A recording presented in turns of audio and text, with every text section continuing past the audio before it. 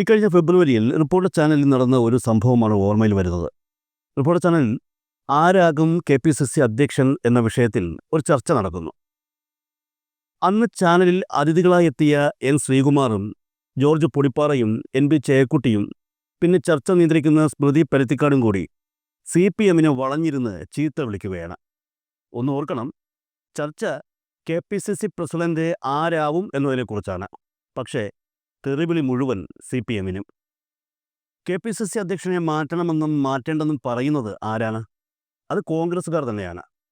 മാധ്യമങ്ങൾ ആ വിഷയമാണ് ചർച്ചയ്ക്കെടുത്തത്. പക്ഷേ ഈ മാധ്യമങ്ങളും അവർ വിളിച്ചു വരുത്തിയ അതിഥികളും ചീത്ത വിളിക്കുന്നത് CPMനെയും.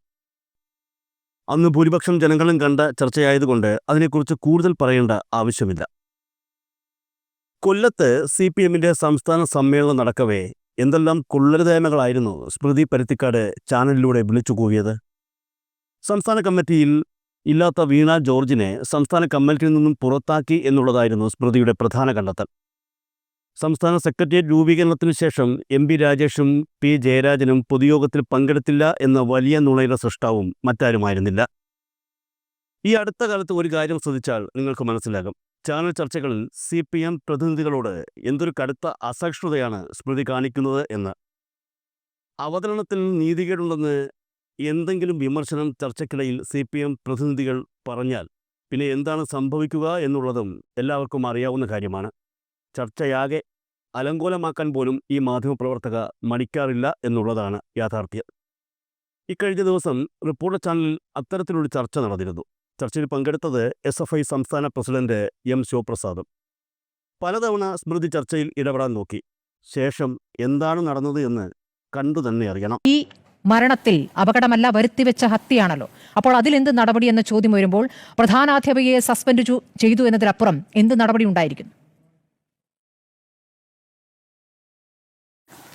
കേരളത്തെ സംബന്ധിച്ചിടത്തോളം കേരളത്തിന് സമീപകാല സ്കൂൾ വിദ്യാഭ്യാസ മേഖലയിൽ നമുക്കൊട്ടും പരിചിതമല്ലാത്ത ഒരു ദുരന്ത വാർത്തയാണ് 3 ദിവസം മുമ്പ് പ്രിയപ്പെട്ട നമ്മുടെ കുഞ്ഞനുജൻ മിഥുനിലൂടെ നമ്മളെല്ലാവരും കേട്ടത്. ആ വാർത്ത പുറത്തു വന്ന നിമിഷം തന്നെ കേരളം ചർച്ച ചെയ്തത് മിഥുൻ്റെ മരണത്തെ സംബന്ധിച്ചാണ്. ആ മിഥുൻ്റെ മരണത്തെ സംബന്ധിച്ച് ചർച്ച ചെയ്തപ്പോൾ തന്നെ ആ സ്കൂളുമായി ബന്ധപ്പെട്ടും അതോടൊപ്പം തന്നെ അവിടെ ഉണ്ടായ പോരായ്മകളെ സംബന്ധിച്ചും വളരെ കൃത്യമായി തന്നെ തുറന്നൊരു ചർച്ച കേരളത്തിനകത്ത് ഇപ്പോൾ ഇതിനോടകം തന്നെ നടന്നു കഴിഞ്ഞു. നമുക്ക് സമീപകാല അനുഭവങ്ങളിൽ പരിചിതമല്ലാത്തൊരു ദുരന്തമാണ് ഉണ്ടായിരിക്കുന്നത്.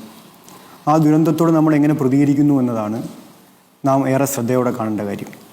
ഇങ്ങനൊരു വാർത്ത കേരളത്തിൽ പുറത്തു വന്ന നിമിഷം തന്നെ ആ ദുരന്തത്തോട് വളരെ ക്രിയാത്മകമായിട്ടാണ് കേരളത്തിലെ പൊതുവിദ്യാഭ്യാസ വകുപ്പ് പ്രതികരിച്ചതെന്ന് നമ്മുടെ കൺമുന്നിലുള്ള രേഖകളാണ്. കേരളത്തിലെ പൊതുവിദ്യാഭ്യാസ വകുപ്പ് മന്ത്രി ദുരന്തമുണ്ടായ നിമിഷങ്ങൾക്കകം തന്നെ കർശനമായ നടപടികൾ സ്വീകരിക്കുമെന്ന് കേരളത്തോട് പറഞ്ഞത് ഞാനും നിങ്ങളും കേട്ടതാണ്. അദ്ദേഹത്തിൻ്റെ വാക്കുകൾ ഞാൻ വേണമെങ്കിൽ ഒന്നുകൂടി ഓർത്തെടുക്കാം. ഇക്കാര്യത്തിൽ വകുപ്പിന് ചെയ്യാനുള്ളതിൻ്റെ പരമാവധി തന്നെ ചെയ്യും. നഷ്ടപ്പെട്ടത് കേരളത്തിൻ്റെ മകനെയാണ്. ആ പ്രാധാന്യം ഉൾക്കൊണ്ട് തന്നെ പൊതുവിദ്യാഭ്യാസ വകുപ്പ് നടപടികൾ സ്വീകരിക്കുക തന്നെ ചെയ്യും.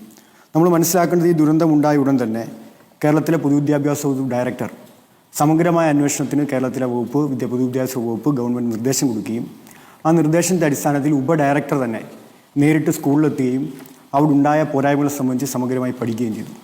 ആ പഠനത്തിൻ്റെ അടിസ്ഥാനത്തിലാണ് കേരളത്തിലെ ഗവൺമെൻറ് ഈ അധ്യയന വർഷം ആരംഭിക്കുമ്പോൾ തന്നെ ഓരോ വിദ്യാലയങ്ങളും സ്വീകരിക്കേണ്ട പൊതുവായ മാനദണ്ഡങ്ങളെ സംബന്ധിച്ച് ഇറക്കിയ ഉത്തരവ്, എൻ്റെ ഓർമ്മ ശരിയാണെങ്കിൽ മെയ് മാസം 13-ാം തീയതിയാണ് ഉത്തരവ് പുറത്തിറക്കിയിരിക്കുന്നത്.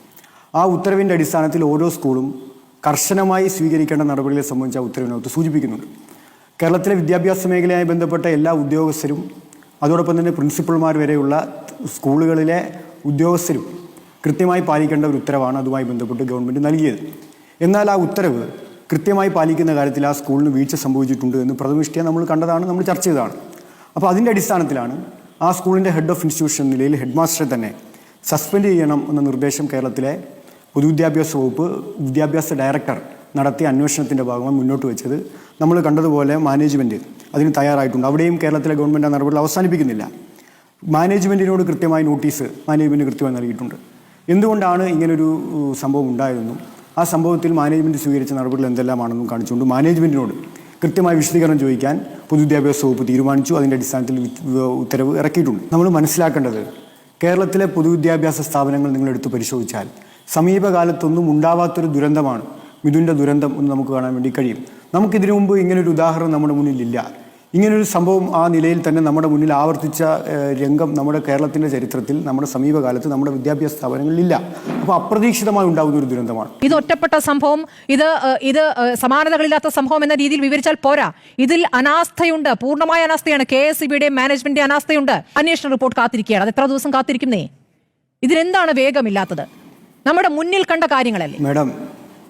മേഡം യെസ് ഞാൻ പറയട്ടെ, ഇനി എന്നെ പറയാൻ അനുവദിക്കൂ. മേഡത്തേക്കാൾ ആത്മരോഷം ഈ വിഷയത്തിൽ പ്രകടിപ്പിച്ചവരാണ് ഞങ്ങളെല്ലാവരും. അപ്പോൾ മേഡം പറയുന്നത് പോലെ തന്നെ ഈ വിഷയത്തിൽ കൃത്യമായ നടപടികൾ ഉണ്ടാവണം എന്ന അഭിപ്രായക്കാരൻ തന്നെയാണ് ഞാനും. നമ്മൾ രണ്ടുപേരും ഉയർത്തുന്ന വാദം ഒന്നാണ്. അപ്പോൾ നമ്മൾ ഇതിനകത്ത് ഏതെങ്കിലും തരത്തിൽ തർക്കിക്കുക എന്നുള്ളതല്ല.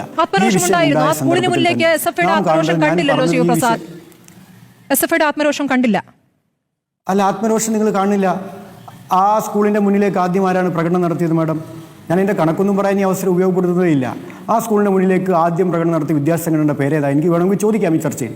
പക്ഷേ അങ്ങനെ ഒരു ചോദ്യം ചോദിച്ച് ഈ ചർച്ചയിൽ നമ്മൾ തമ്മിൽ തർക്കിക്കുന്ന നിലയിലേക്ക് മാറ്റാൻ ഞാൻ ആഗ്രഹിക്കുന്നത് ഇല്ലാത്തതുകൊണ്ട് ഞാൻ ചോദ്യം ചോദിക്കുന്നത്. നിങ്ങളുടെ വീഡിയോ ഗാലറി, റിപ്പോർട്ടറിൻ്റെ വീഡിയോ ഗാലറിയിൽ തിരഞ്ഞാൽ ആ സ്കൂളിൻ്റെ മുന്നിലേക്ക് ആദ്യം പ്രകടനം നടത്തിയ, ആ സ്കൂളിൽ പ്രതിഷേധം രേഖപ്പെടുത്തിയ, അവിടെ കൃത്യമായ നിലപാട് സ്വീകരിച്ച SFI നിങ്ങൾക്ക് കാണാൻ കഴിയും. നിങ്ങൾ ഒരുപക്ഷെ എന്തുകൊണ്ടാണത് കാണാൻ? ഇന്നലത്തെ പ്രതിഷേധ ദിവസങ്ങളിൽ KSU, യൂത്ത് ലീഗ്, ബാക്കിയുള്ള ABVP ഇവരുടെയൊക്കെ പ്രതിഷേധം നിങ്ങൾ കാണില്ല. അല്ല, പ്രതിഷേധം ഉണ്ടെങ്കിൽ അത് കാണുമല്ലോ. രഹസ്യമായിട്ടൊരു പ്രതിഷേധമില്ലല്ലോ. നിങ്ങളുടെ വീഡിയോ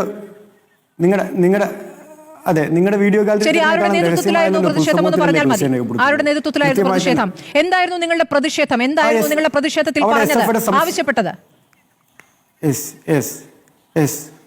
ഞാൻ പറയാം.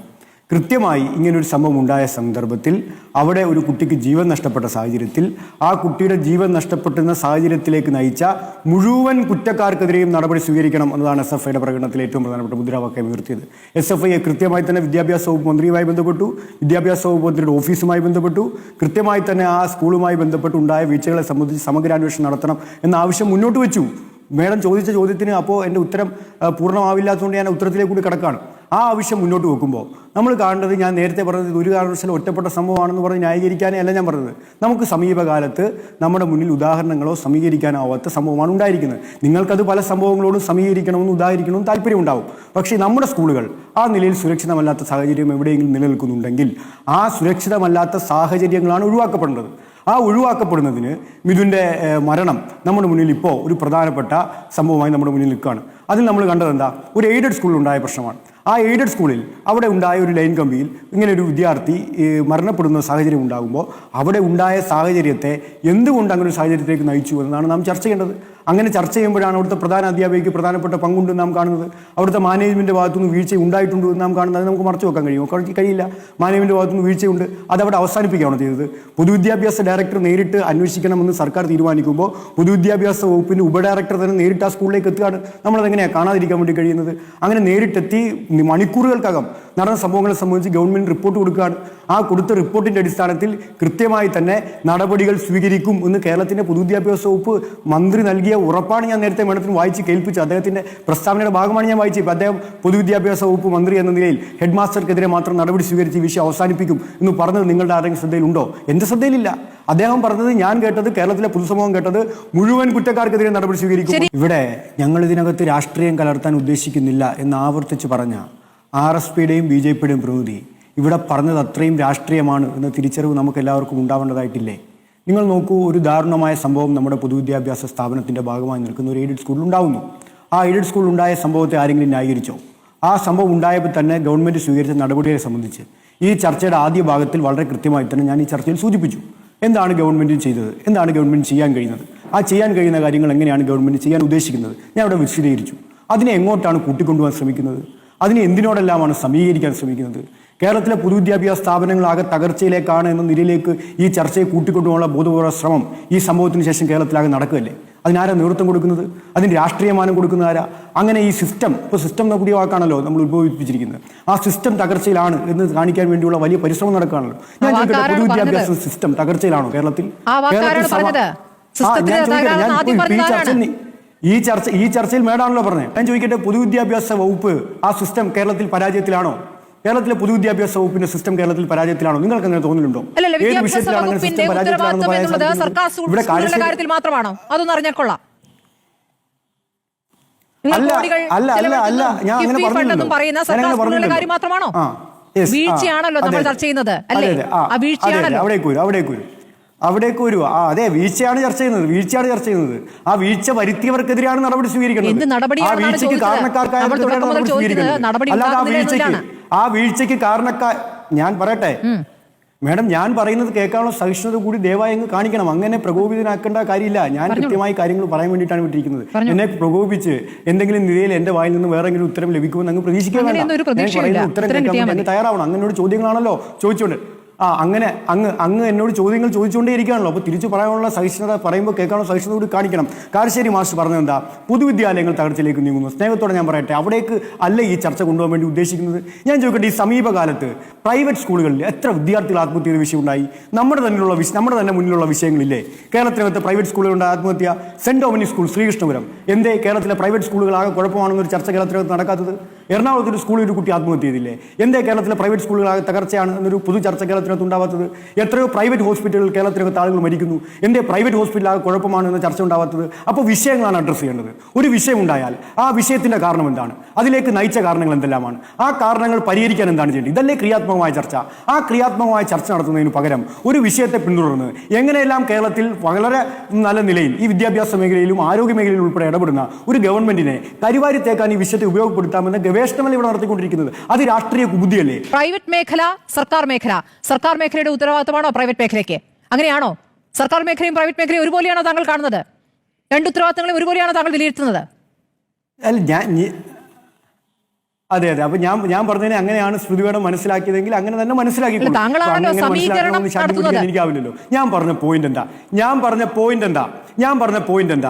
പോയിന്റിലേക്ക് നിങ്ങൾ ചർച്ചയെ കൊണ്ടുവരുന്നത് എന്താ? ഞാൻ ചോദിക്കുന്ന പ്രൈവറ്റ് സ്കൂളുകൾ ഉണ്ടാവുന്ന വിഷയം, കേരളത്തിലെ പ്രൈവറ്റ് മേഖല ആകെ കുഴപ്പമാണ് എന്ന ചർച്ചയിലേക്ക് നിങ്ങൾ നയിക്കുന്നുണ്ടോ? ആ ചർച്ച നിങ്ങൾ നടത്താതെയാണ് കേരളത്തിൽ ഏതെങ്കിലും ഒരു ഗവൺമെന്റ് സ്കൂൾ ഉണ്ടാവുന്ന ഒരു ദാരുണമായ സംഭവത്തെ, ആ സംഭവത്തിന്റെ സ്പെസിഫിക് ആയ റീസണെ അഡ്രസ് ചെയ്യുന്നതിന് പകരം കേരളത്തിലെ പൊതുവിദ്യാഭ്യാസ മേഖല ആകെ തകർച്ചയിലാണെന്ന് നിങ്ങൾ ചർച്ച ചെയ്താൽ ആ ചർച്ചയെ അംഗീകരിച്ചാൽ എനിക്ക് ആവില്ല മാഡം. കാരണം ഈ കേരളത്തിലെ പൊതുവിദ്യാഭ്യാസ മേഖലകളിൽ ചെലവഴിച്ച കോടികളുടെ കണക്ക് പറഞ്ഞ ഈ ആരോഗ്യമന്ത്രി ബിന്ദു മരിച്ച സമയത്ത് നടത്തിയ പോലെ പ്രതികരണം നടത്തുന്നില്ല. ആ പ്രതികരണത്തിലേക്ക് മന്ത്രി ശിവൻകുട്ടി പോകാതിരുന്നത് അദ്ദേഹത്തിന് അതേക്കുറിച്ചുള്ള നല്ല ബോധ്യത്തിലാണ്. ആ ബോധ്യത്തിൽ നിന്നാണ് അദ്ദേഹം പറഞ്ഞത് കുറ്റക്കാർക്കെതിരെ മുഴുവൻ നടപടി ഉണ്ടാകുന്നത്. അതുവരെയും ശരിയാണ്. പക്ഷേ നടപടി വൈകുന്നു എന്നതാണ് നമ്മുടെ മുന്നിലുള്ള കാഴ്ച.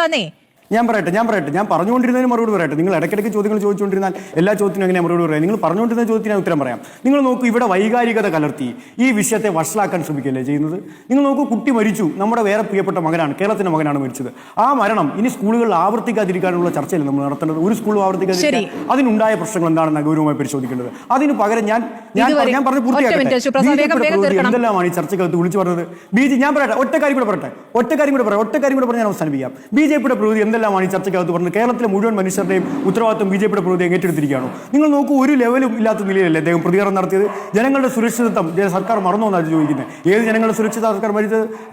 ദിവസം കേരളത്തിലെ സ്കൂളുകളിൽ കുട്ടികൾ മരിക്കുകയാണോ? ഇവരെന്താ ഉദ്ദേശിക്കുന്നത്? ഇവരേത് നിലയിലാണ് ഈ വിഷയത്തെ സമീപിക്കാൻ ഉദ്ദേശിക്കുന്നത്? ഈ രാജ്യത്തെ ഏറ്റവും പ്രധാനപ്പെട്ട, ഏറ്റവും നല്ല നിലയിൽ പൊതുവിദ്യാഭ്യാസം നടക്കുന്ന സംസ്ഥാനമല്ലേ കേരളം? ഈ ബി.ജെ.പി പ്രകൃതിക്ക് എന്ത് അവകാശം